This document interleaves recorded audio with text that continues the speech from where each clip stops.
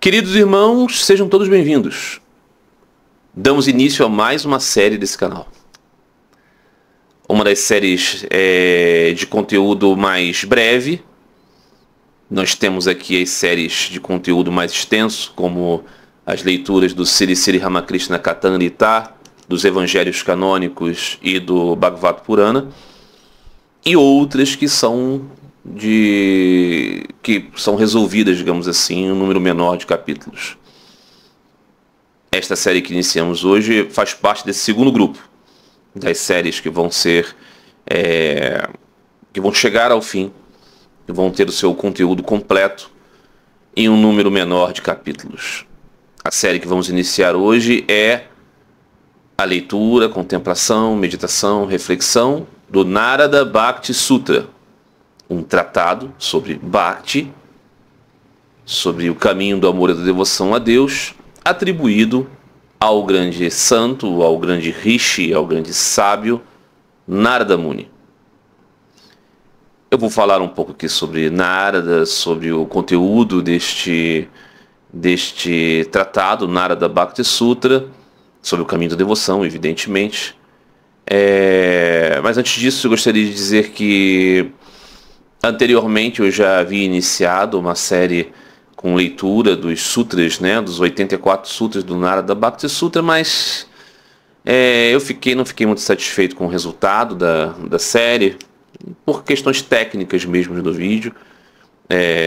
Os vídeos continuam sendo assim, amadores e tudo mais, mas eu achei que anteriormente a qualidade da tela, do som, da luminosidade e mesmo a divisão temática dos vídeos não ficou muito legal. E como esse tema que será tratado nessa série do Narada Bhakti Sutra é muito importante, eu decidi fazer uma nova série para esse ano, considerando também que vamos ter combinados as leituras do Bhagavad Purana, e isso tem muita coisa a ver com o Narada Bhakti Sutra. O que vem a ser o Narada Bhakti Sutra? Quem é Narada? E por qual razão Narada e os ensinos atribuídos a ele são tão importantes num canal que tem como principal objetivo divulgar os ensinamentos de Sri Ramakrishna Paramahansa? Pois bem, primeiro ponto é que quando eu digo que o objetivo primordial desse canal é divulgar os ensinamentos de Sri Ramakrishna Paramahansa, eu estou querendo dizer que o fundamental desse canal é divulgar o caminho do amor e da devoção a Deus. Bhakti Yoga. Sri Ramakrishna é o grande propositor de Bhakti Yoga. Não é que Bhakti Yoga esteja presente no ensinamento de Sri Ramakrishna. Não é que Bhakti Yoga seja uma coisa importante para Sri Ramakrishna. Não é que Bhakti Yoga seja uma das coisas que você pode conectar com Sri Ramakrishna. Não. Sri Ramakrishna é exclusivamente um professor de Bhakti Yoga. Muitas vezes isso não será apresentado por aí. Mas essa é a realidade, a verdade incontestável. Evidentemente que é Bhakti Yoga no seu sentido pleno, onde você tem Jnana, onde você tem Karma, onde você tem Raja Yoga, onde você tem a busca pela verdade de uma vida integralmente relacionada com a verdadeiro amor e devoção a Deus. E claro, não se trata de um estereótipo a respeito de um entendimento qualquer sobre devoção.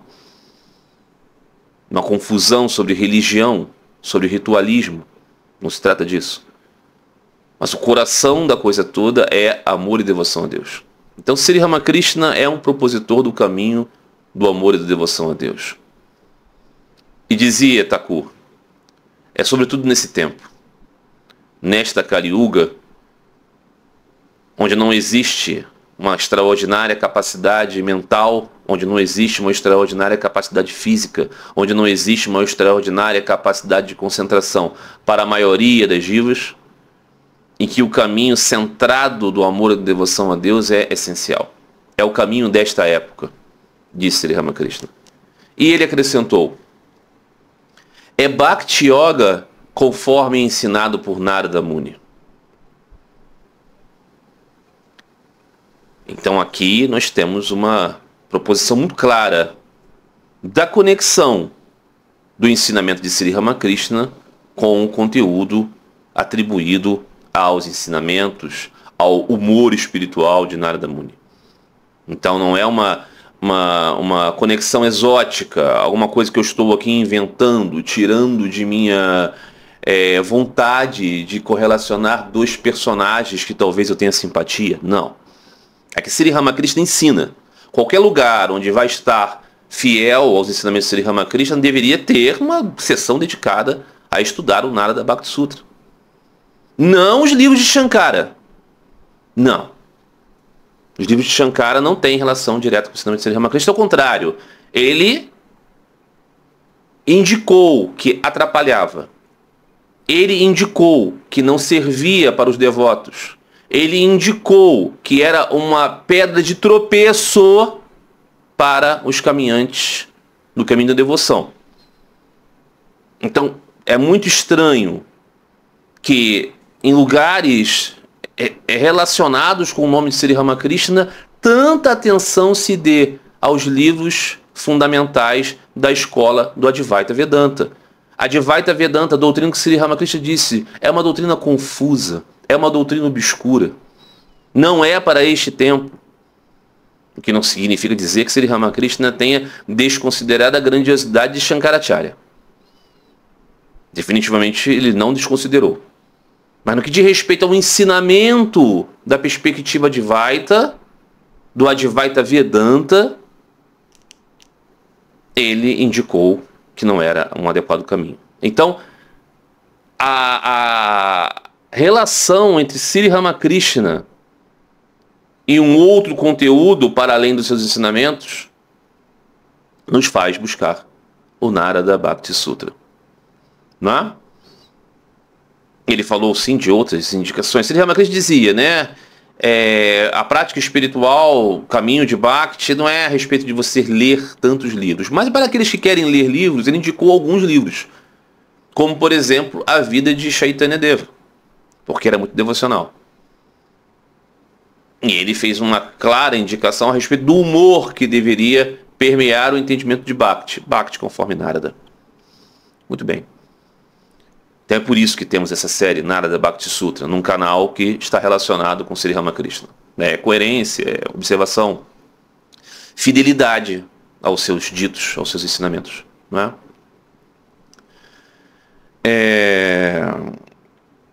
No Ocidente, definitivamente, a figura de Narada Muni se tornou mais conhecida também pelo trabalho, já aqui considerado muitas vezes, do movimento conhecido como movimento Hare Krishna, movimento da Sociedade Internacional para a Consciência de Krishna, instituição fundada por Bhaktivedanta Swami Prabhupada, um religioso que esteve no Ocidente entre os anos de 65, 66 até 77, quando ele faleceu.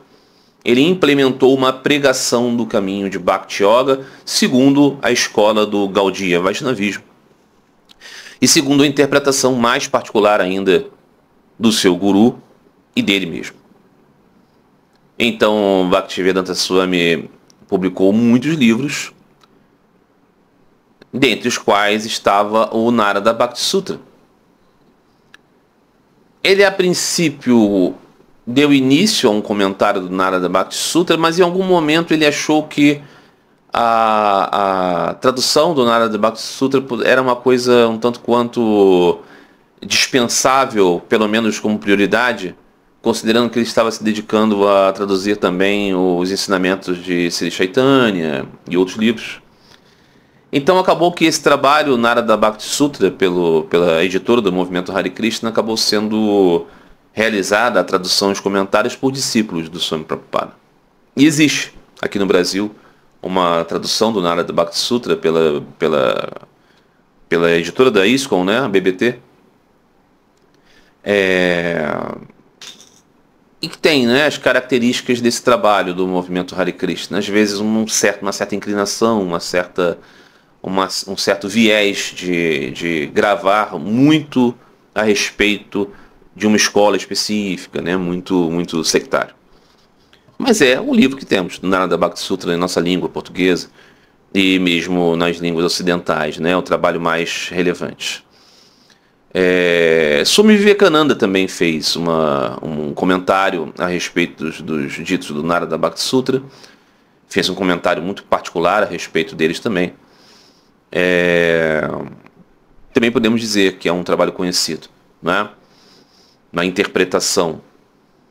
Temos também Swami Bhuteshananda, foi vice-presidente da Ordem de São Ramakrishna. Temos Swami Prabhavananda, não em português, ok? Mas na língua inglesa, né? Temos alguns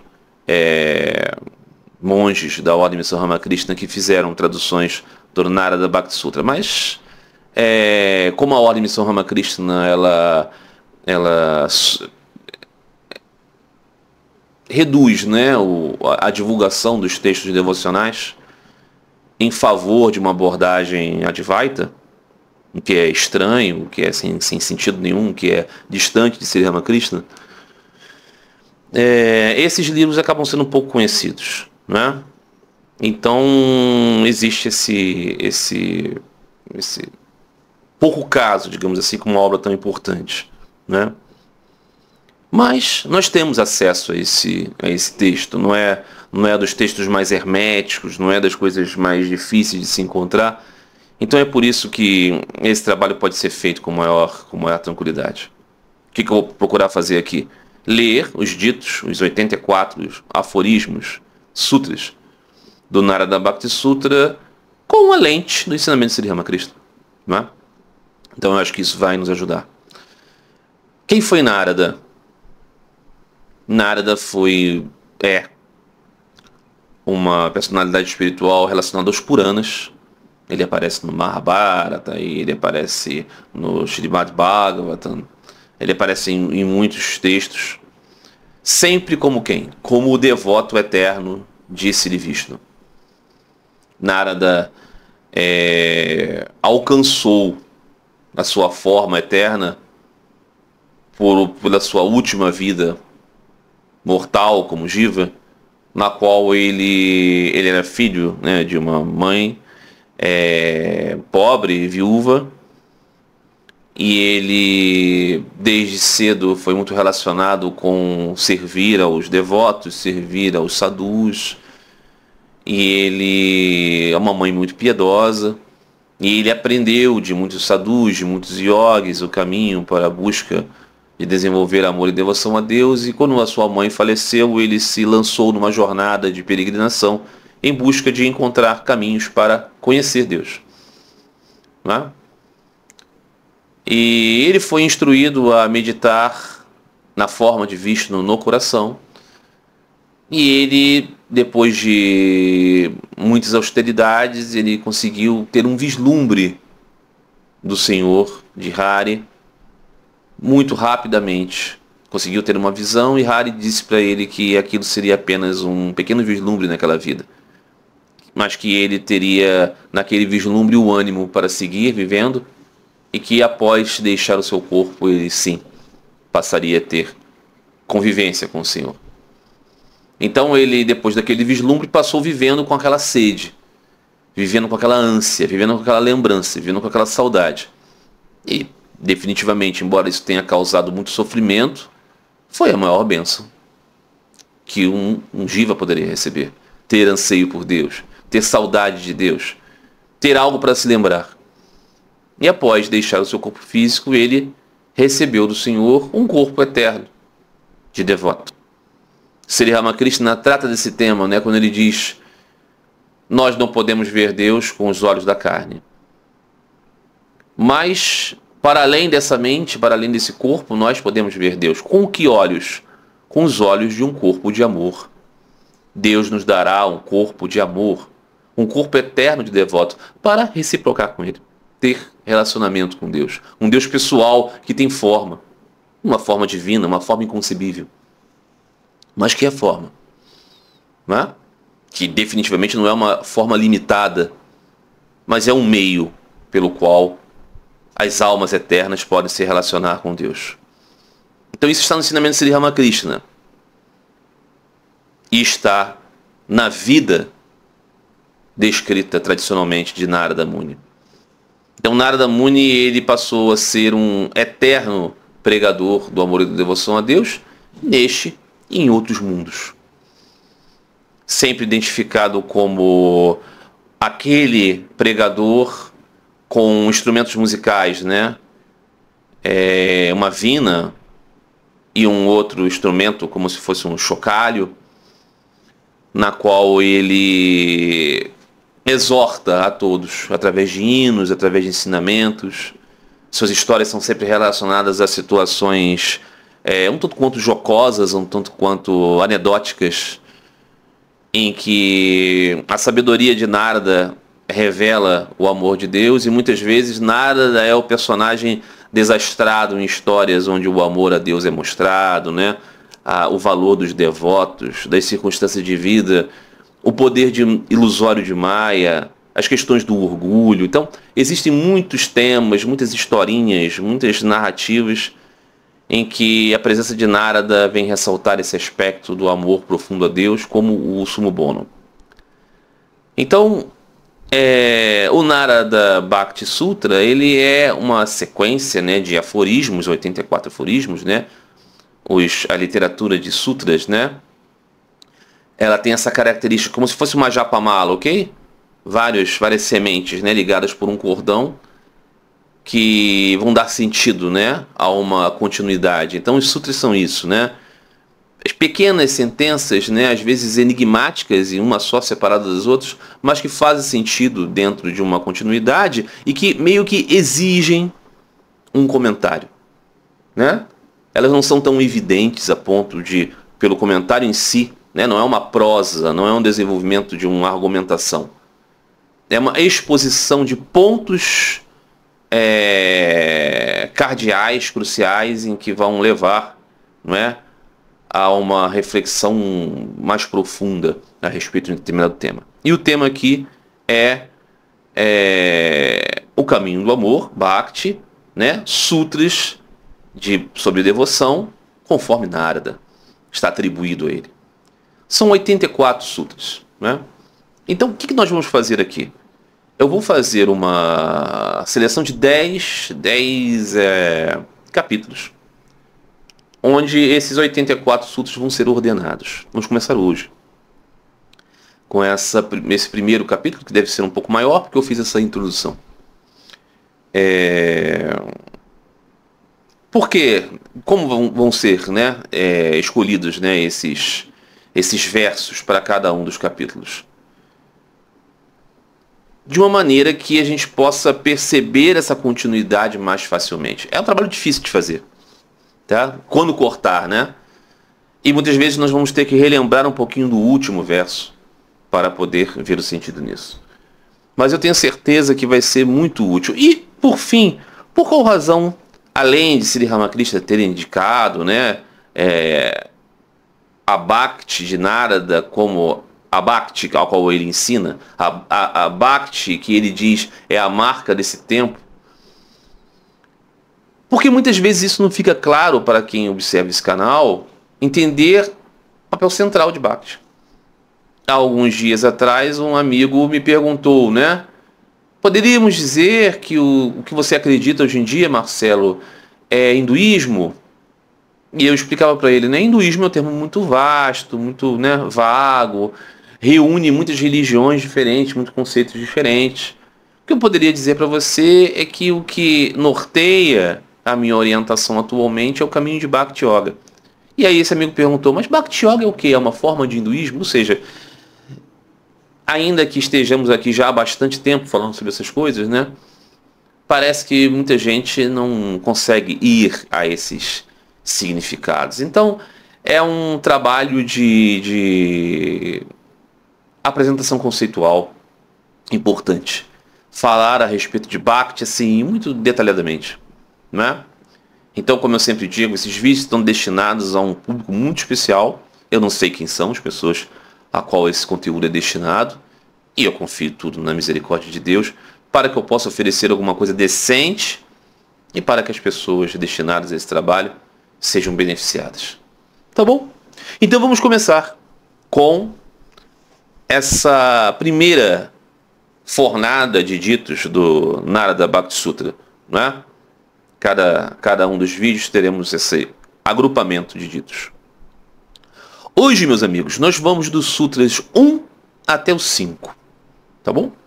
Que será aqui como uma espécie de introdução a Bhakti. O primeiro sutra diz o seguinte: agora, portanto, exporemos a religião do amor divino. Como todos sabem, né, esses textos eles têm um texto em sânscrito, né, em outras línguas, tem uma pluralidade de possibilidades de significado em cada termo, então isso aqui é uma escolha de uma tradução, ok? Mas ela é compatível com um entendimento geral, no majoritário, sobre essas sentenças. Então, agora, portanto, exporemos a religião do amor divino, significa dizer que estamos partindo agora, né, de uma base para a ideia que queremos conceber aqui.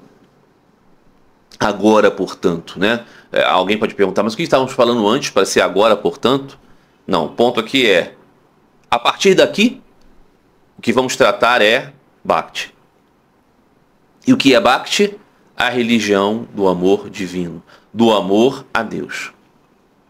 Não é do amor, assim, genericamente, né? Ah, eu amo o planeta, eu amo o amor, eu amo o bem, eu amo amar, essas coisas. Não se trata disso. Não se trata disso. Bhakti tem a ver com Bhakta, tem a ver com Bhagavan, tem a ver com o Senhor. Amor pelo Senhor. Não aceitem enganações.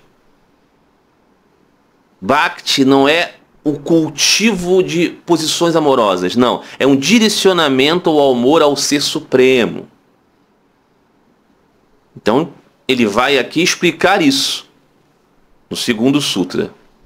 Isso, verdadeiramente, Bhakti, a religião do amor divino, é da natureza do supremo amor por Deus. Então, quando Sri Ramakrishna Paramahansa diz, né? Os devotos perguntam a Sri Ramakrishna, em que sessão, Marcelo? Em todas. Em todas as sessões do Sri Ramakrishna Cantarita, tem algum abençoado que vai perguntar a Thakur, como faço para conhecer Deus? O que é essencial para conhecer Deus? O que é o essencial da vida espiritual? E Sri Ramakrishna responde em todas as vezes, em todas as vezes, em todas as vezes. Ele diz, Bhakti apenas, Bhakti somente, apenas amor e devoção a Deus. Aí nós precisamos entender o que é Bhakti? É a religião do amor a Deus. É verdadeiramente da natureza do supremo amor pelo Senhor. Então, por isso não é possível considerar o caminho de Bhakti como um tipo de técnica para conseguirmos alguma outra coisa. Não. Terceiro sutra. Em sua própria natureza intrínseca, o amor divino nada mais é do que a própria bem-aventurança imortal da liberdade, mukti, que vem espontaneamente pela graça de Deus e pelo alto sacrifício. Ao obter isso, o homem percebe sua perfeição e divindade e se torna completamente contente. Veja, vamos separar aqui. Em sua própria natureza intrínseca, ou seja, aquilo que a coisa é, esse Bhakti nada mais é, não é diferente daquela bem-aventurança imortal, ou seja, eterna, a liberdade eterna e imortal. Ou seja, aquele que busca por libertação, por mukti, não está buscando outra coisa, senão Bhakti. Veja que aqui é diferente de você falar assim, não, Bhakti é uma técnica para que você se liberte. Não. Bhakti é a coisa em si.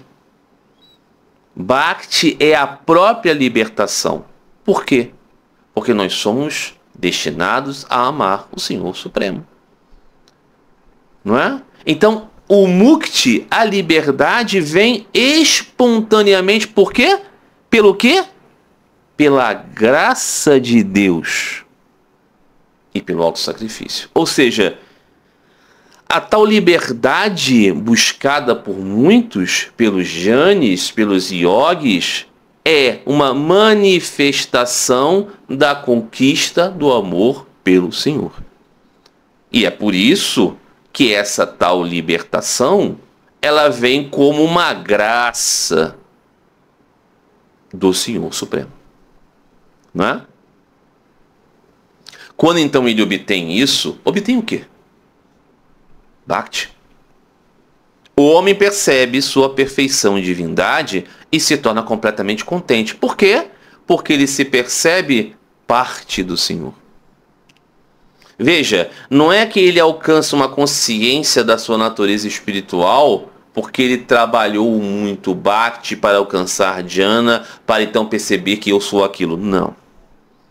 Ao alcançar amor por Deus, ele conhece Deus e conhece ele mesmo como parte do Senhor.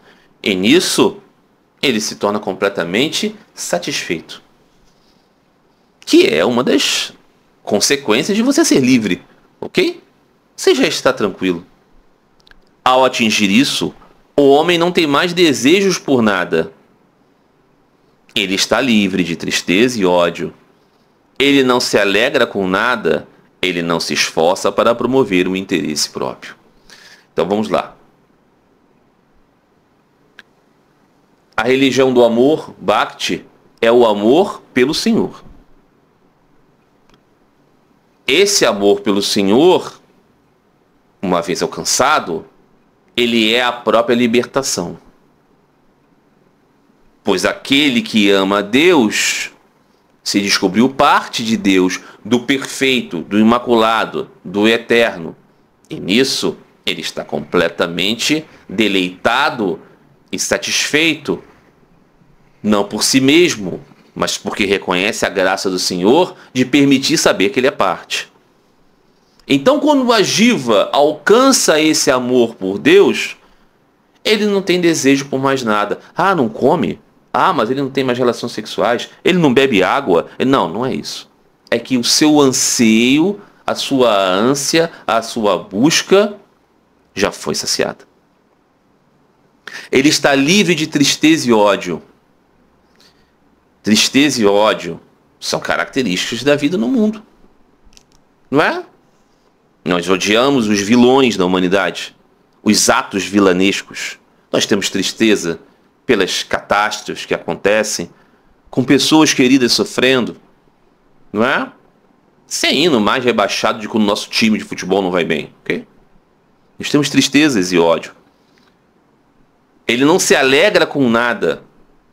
Como é possível? Não se esforça para promover o interesse próprio. O que significa dizer isso? Então, ao alcançar Bhakti, eu me torno um cadáver? Não. O ponto é que a menina do olho é o amor a Deus. Então, nisso tudo, o que está querendo dizer é que não move-se mais. Sri Ramakrishna fazia muitos exemplos a respeito disso. Ele falava, né? Para alcançar o conhecimento de Deus é preciso que você reúna 3 anseios. Eu já disse isso incontáveis vezes e vou dizer outras tantas, porque como eu pude aqui descrever, muitas pessoas veem vídeos e vídeos e vídeos por anos até, leem textos e textos por anos até, e não conseguem compreender certas coisas da essência. Provavelmente por uma deficiência minha, e porque esses assuntos são encobertos mesmo pela Maya do Senhor. Não é? Não é porque as pessoas não sejam inteligentes, muito pelo contrário. Pessoas muito inteligentes têm grande dificuldade com esses temas. Sri Ramakrishna dizia dos 3 anseios, falava, aquela pessoa que tem por Deus o anseio combinado da mãe pelo recém-nascido. Sabe? A mãe teve o filho no hospital, o bebezinho foi para lá, para aqueles cuidados, e a mãe está lá, queria me beber, ela fica aflita. Então vem o bebezinho para ela e ela sente-se completamente preenchida. Esse sentimento visceral da mãe com o recém-nascido. Aí depois tem aquele outro, que é o homem avarento. O miserável que tem um amor profundo por todas as suas pequenas coisinhas. Pelo dinheiro, pela propriedade, pelas posses. E, dizia Thakur, o amor da esposa casta pelo amado. Aqui podemos dizer, o amor dos apaixonados, né? Você já viu aquela fase da vida em que você está num namoro em que você passa o tempo inteiro pensando na pessoa amada? Está trabalhando, está fazendo as coisas, está conversando, está comendo, mas sua cabeça está lá? E todo o cansaço do dia é superado por alguns minutinhos que você possa ter com o amado, com a amada? Reúna esses 3 apegos humanos conhecidos, todos eles reunidos por Deus, e a visão de Deus está próxima. Então, qual é o ponto aqui? Não é que aquele que atingiu esse bhakti vai se tornar um amuado, alguém, né, cheio de anomia, cheio de desinteresse, desencanto. Não, pelo contrário. Será tão pleno de uma alegria interior profunda, vai viver no mundo manifestando esse senso de contentamento divino. Isso aqui nós podemos dizer, esses 5 primeiros versos do Narada Bhakti Sutra, são uma definição essencial do que vem a ser Bhakti. Então o que a gente pode perceber quando Sri Ramakrishna diz Bhakti é tudo? Ele não está dizendo que Bhakti é sair na rua cantando hinos, praticar atos religiosos, ir à missa, ir ao culto, ir à mesquita, colocar um cordão, um crucifixo, usar o cabelo assim, um assado, dizer palavras religiosas. Não se trata disso. Ah, então o Bhakta é um emocionado. Não. Ele é um centrado buscador de um único objetivo. O quê? A libertação? Não. A libertação, meus amados, até uma barata busca. Até um inseto não quer sofrer. Por isso esta coisa não pode ser alta. O que é alto? O amor. Alguém vai dizer, mas eu amo. Com toda certeza. Se você tem um coração, você ama. Existe um santo cristão que dizia isso, né? É possível que eu me converta? É possível que eu ame a Deus? É possível que eu ame a Cristo? E o santo disse, você tem um coração? Então é possível. Um coração humano, ok? Nasceu em vão aquele que tendo obtido o nascimento humano tão raro. Por que tão raro, Thakur disse? Porque existem milhares de formas de vida. Mas é apenas o nascimento do tipo humano que permite você desenvolver essa elaborada conjectura de amar o Supremo Senhor, não visto pelos olhos da carne. Então, aquele diz, mas eu já amo. Você ama a si mesmo. Mas eu faço obras sociais. Ama a si mesmo. Eu amo meus filhos. Ama a si mesmo. Eu também amo meus filhos. Por quê? Porque qualquer sofrimento deles é um sofrimento profundo para mim. Não é verdade? As coisas que nós amamos aqui sem ter conhecido Deus são as nossas coisas. O único outro é o Supremo Senhor. Por quê? Porque ele não está aqui acessível. Então nós desenvolvemos essa saudade. Eu lembro isso aqui, né? Que eu disse no início. Narada teve um vislumbre do Senhor. Porque ele queria muito ver Deus. Então ele saiu em peregrinação. Ele dedicou toda a sua existência a apenas pensar em Deus. Lembra os 3 anseios combinados por Deus? Narada alcançou esses. Teve um vislumbre do Senhor. O que o vislumbre deu para ele? Uma força poderosa de saudade. Então ele viu o Senhor e falou, eu quero ver de novo, eu só quero ver de novo, todas as outras formas são pálidas para mim. Então ele alcançou, após desfazer-se do seu corpo, a condição de um devoto eterno. Então o amor que nós temos aqui é um amor encoberto. No final é amor por Deus, tudo que nós amamos. Mas está encoberto pela maia do Senhor para que possamos nos envolver com esse mundo. Dizia Sri Ramakrishna, esse universo é como um céu coalhado de pipas. Um céu coalhado de pipas. Ou seja, eu sou do Rio de Janeiro, né? No Rio de Janeiro, pelo menos até algum tempo atrás, na minha infância, uma das grandes diversões das crianças e de alguns adultos era soltar pipa.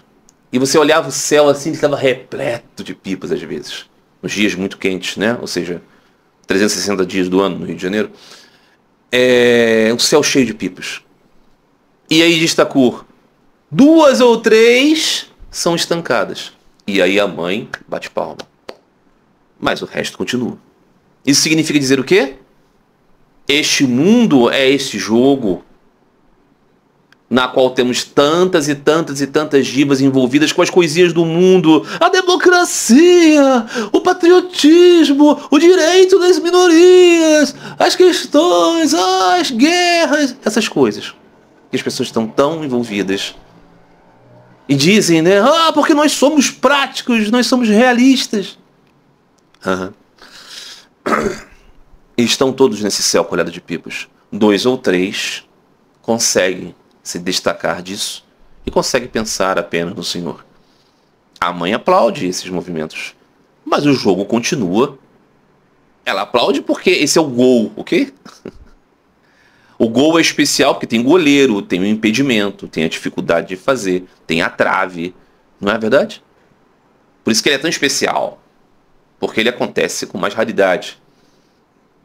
O acontecimento de Bhakti, amor pelo Senhor Supremo, é raríssimo, mas é o gol, e é o objetivo da vida, não é? Então, uma das descrições de pecado, por exemplo, é errar o alvo, o amártia. Qual é o alvo?